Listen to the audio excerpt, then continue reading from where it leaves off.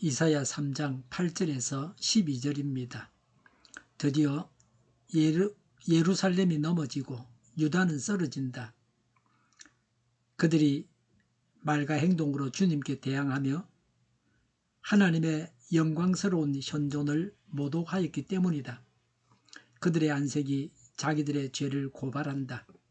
그들이 소돔과 같이 자기들의 죄를 드러내놓고 말하며 숨기려 하지도 않는다. 그들에게 화가 미칠 것이다. 그들은 스스로 재앙을 불러들인다. 의로운 사람에게 말하여라.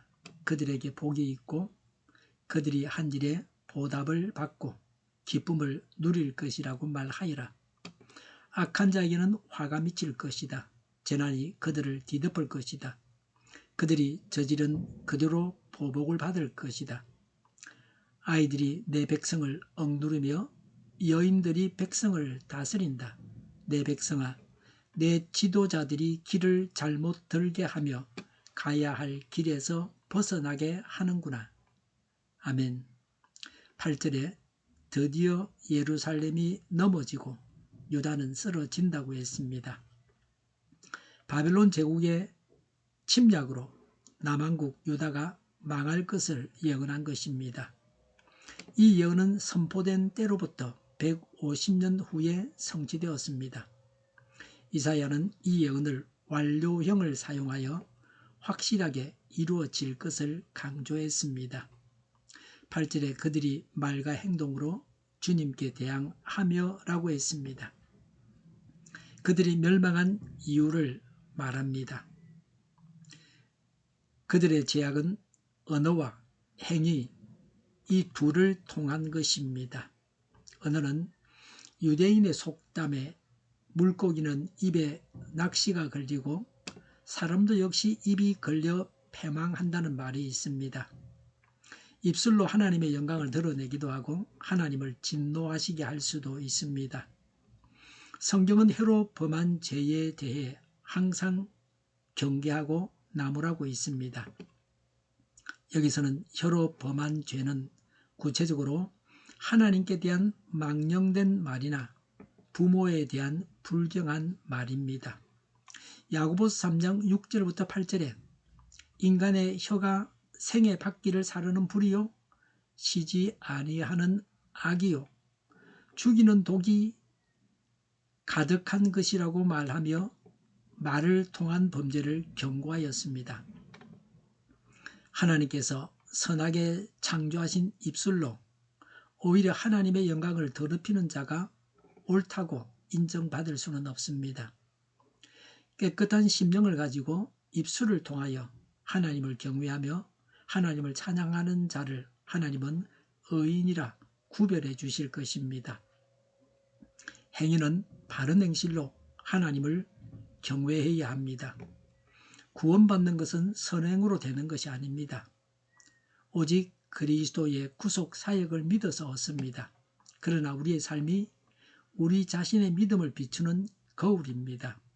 성경에 등장하는 많은 인물들, 교회 역사상 수많은 위인들은 온전한 믿음을 얻은 뒤에 그 삶이 변했습니다. 우리는 참 믿음을 가지고 의로운 삶을 살아야 합니다. 8절에 하나님의 영광스러운 현존을 모독하였기 때문이다 라고 했습니다. 하나님께서 영광의 눈으로 지켜보고 계시는 바로 그 앞에서 악을 행함으로 하나님을 의도적으로 무시하는 불경죄를 범했습니다. 하나님께서 아시기 때문에 죄를 지어서는 안 됩니다. 9절에 그들의 안색이 자기들의 죄를 고발한다고 했습니다. 죄악이 극에 달해 철면피와 같이 되었습니다. 안색은 표정을 말합니다. 표정을 보면 그 사람의 삶의 상태를 알 수 있습니다. 내 모습은 죄로 인해 어둡지 않습니까? 9절에 그들이 소돔과 같이 자기들의 죄를 드러내놓고 말하며 숨기려 하지도 않는다. 그들에게 화가 미칠 것이다. 그들은 스스로 재앙을 불러들인다고 했습니다. 그들은 죄를 습관적으로 지었습니다. 자신들의 죄악을 숨기려고도 하지 않았습니다. 그들은 마치 소돔 사람들이 공공연하게 성적인 죄악을 행한 것처럼 자신들이 저지른 죄악에 대해서 전혀 부끄러워하지 않았습니다. 그렇게 하면서 악행을 저질렀습니다.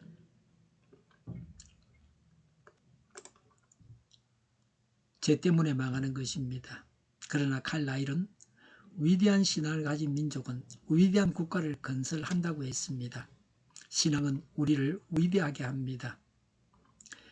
의인과 악인이 받는 보응에 대해서 말씀하고 있습니다. 범죄하여 심판에 이르게 된 유다를 향해 의인의 결과와 악인의 결과를 대조해서 선포함으로써 유다의 각성과 회개를 촉구하고 있습니다. 10절에 의로운 사람에게 말하여라. 그들에게 복이 있고 그들이 한 일에 보답을 받고 기쁨을 누릴 것이라고 말하여라. 11절에 악한 자에게는 화가 미칠 것이다. 재난이 그들을 뒤덮을 것이다. 그들이 저지른 그대로 보복을 받을 것이다. 라고 했습니다. 하나님은 언제나 공정하셔서 결국 모든 것이 전적으로 공정하게 이루어지도록 하십니다. 심은 대로 거두게 된다는 보응의 진리는 성경 전체에서 거듭 반복되어 나타납니다. 물론 의인과 악인에 대한 각각의 보응이 현 세상이 지속되는 동안에는 완전히 이루어지지는 않습니다. 그러나 세상 끝날 최후의 심판 때에는 반드시 그대로 성취될 것입니다. 로마의 역사상 가장 악한 황제는 네로였습니다. 네로는 최대의 사치와 부를 누렸습니다. 신하를 죽였습니다. 그 신하의 아내를 겁탈하기도 했습니다. 부인과 어머니와 아들을 누명을 씌워서 죽였습니다. 로마 시가지에 불을 질렀습니다. 불이 나서 고통당하는 사람들을 보고 시를 짓기도 했습니다. 기독교인들을 방화범으로 몰아서 박해했습니다.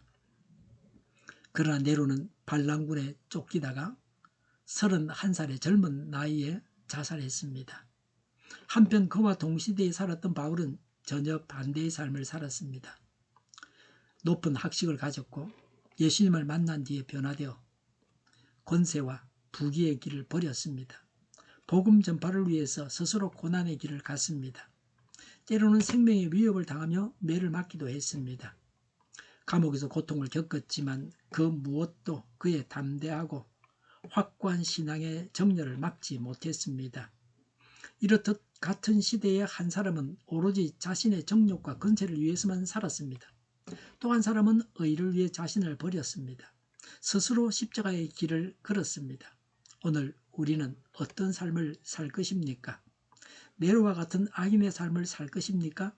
아니면 바울과 같이 의를 위한 삶을 살 것입니까? 우리는 늘 바른 선택을 해야 합니다. 12절에 아이들이 내 백성을 억누르며 여인들이 백성을 다스린다고 했습니다.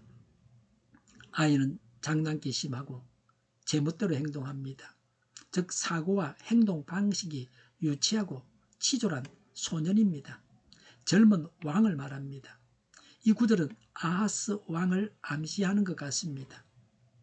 여인은 약하고 변덕이 심한 통치자를 상징합니다.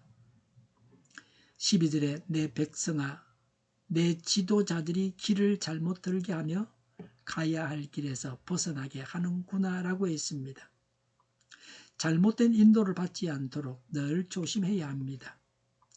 아리스토텔레스는 가장 잘 통치할 수 있는 자가 통치해야 한다고 했습니다. 바른 통치를 위해서 기도해야 합니다. 국회가 제대로 된 법을 만들게 기도해야 합니다. 모든 국가기관들이 제 역할을 다해야 합니다.